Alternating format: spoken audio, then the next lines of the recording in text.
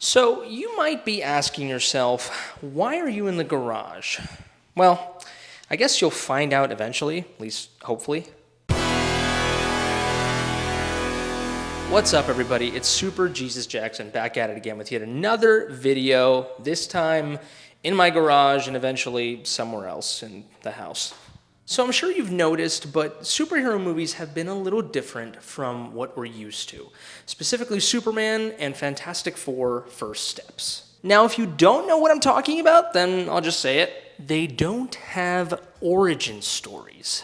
Their stories begin years after the hero has been the hero. Join me over here. Come on. Now, there are other movies like this too, of course. We got the Batman. We see Batman in his early years. There's Man of Steel. We do see Krypton, of course, but the movie kind of rushes right after that. We go right into Clark's life in his late 20s. And we do get some flashbacks here and there, but, you get the point. I can't really think of other movies right now, although I'm sure there are more. But what I do know is that this little phenomenon has become more and more prevalent as our society has grown accustomed to superhero films. Isn't that crazy, though? Like some nerdy kid in 1984 reading his superhero comic books, he could have never imagined that one day there would be an abundance of superhero films like this, let alone the idea that we don't even have to tell origin stories for some of these characters because people already know. Holy shit, it is bright in here. Let's bring it down just a tad. Maybe that's good. So anyway, another reason why I think this has happened even more is because of the prevalence of multiverse and superhero team-up stories. Spider-Man, of course. I just thought of that, and that's another example. He was already Spider-Man when we were introduced to him. We didn't even see Uncle Ben die in those movies. I think this is a combination of story influence from these types of films as well as commercial reasons, let's be honest. For example, when DC tried to launch their DCU, the sequel to Man of Steel introduced Wonder Woman, Batman. We didn't even see their origin stories, and a lot of this was studio decision to rush and catch up with Marvel, who had already done their blockbuster Avengers movie. And so years and years of all that, we get to this point. And I have to be honest, it was a little bizarre watching Fantastic Four First Steps and Superman. They didn't have their origin stories, and it broke me more, honestly, with Fantastic Four because I really enjoyed that movie. I love the way they approached those characters. I wish we could have had one more movie before this one. And they even kind of teased it, too, with a little montage in First Steps in the beginning of the movie that showed them fighting, villains that we've never seen them fight in live action before, and it just looked so cool, and it was just a shame.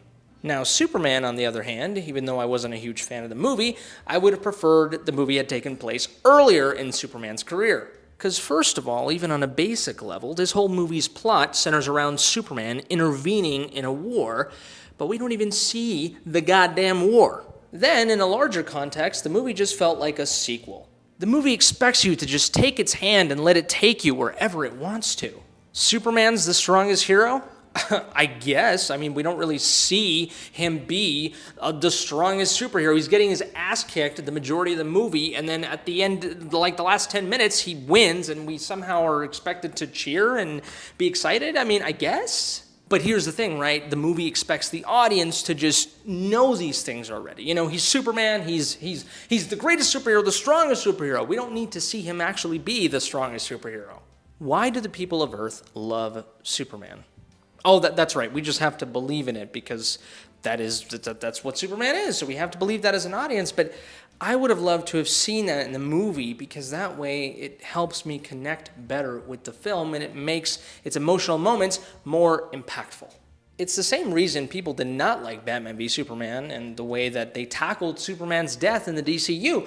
They felt it was too rushed and that it had no emotional stakes. But I'm conflicted because, yes, on the one hand, I think movies like Superman and Fantastic Four are incredibly brave to just go right in with no lube into these heroes' lives. It's very comic booky. It's as if you literally walked into a comic book store and picked up the first comic you were drawn to and attempted to read it right then and there. Or it's comic booky in the sense where you think you're following the story of a specific storyline and this character jumps out of nowhere and you're confused. But then you do some digging and, you figure it out. It's a very interesting narrative choice to approach superhero films like this, because it almost legitimizes the genre even more. It respects the audience a little bit more. In the same way that other non-superhero movies that we watch don't have origin stories for their characters per se. We might get a little bit of dialogue here and there, we might get some flashbacks, but overall we just take that character's present as it is. And we almost kind of see a slice of life in these characters' lives. In a way, origin stories are a superhero/myth phenomenon because they are what they are and not everybody's going to be familiar with them. So, origin stories are required to tell this story effectively. On the other hand, origin stories, not just for superheroes, but for characters in general, can help an audience connect with a character.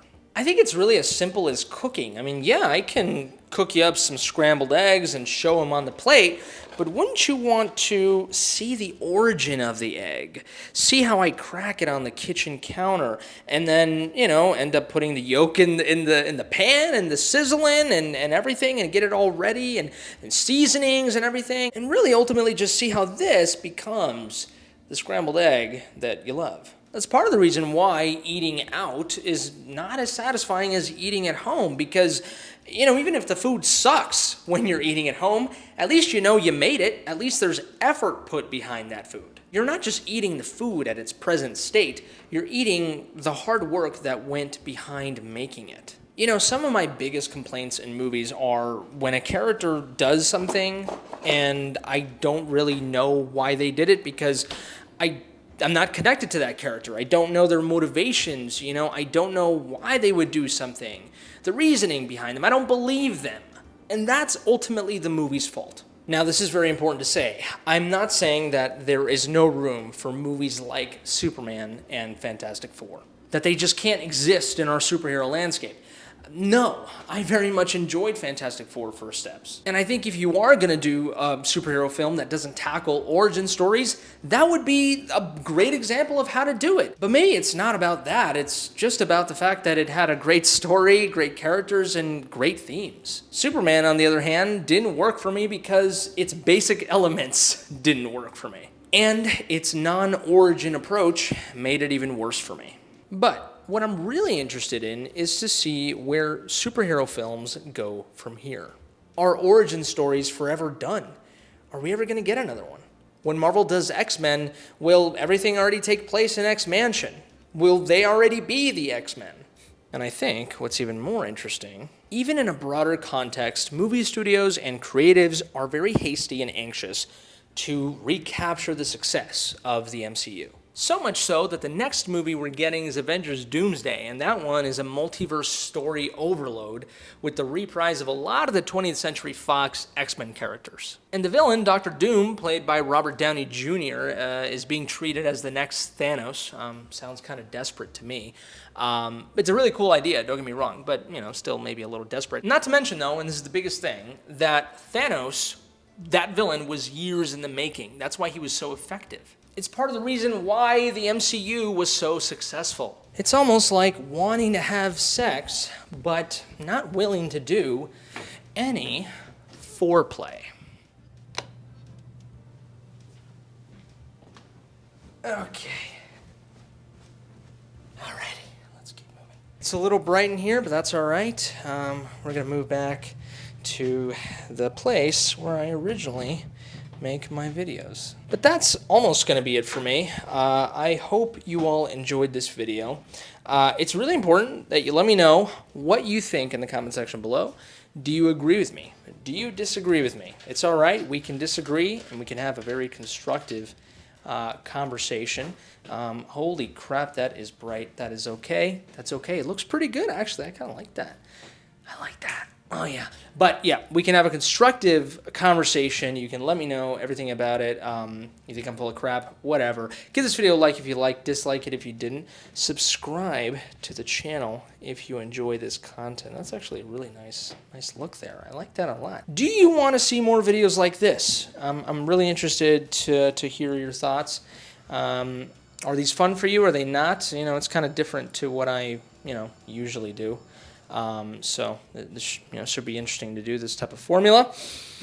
If it's your birthday, happy birthday to you, you beautiful creature. Share this video with your friends if you want, your comic book nerdy loving friends. Ask them, do you think we're done with origin stories, or do you think we're going to get them again? But that's it for me. You all take care, stay safe, and until next time, I love you.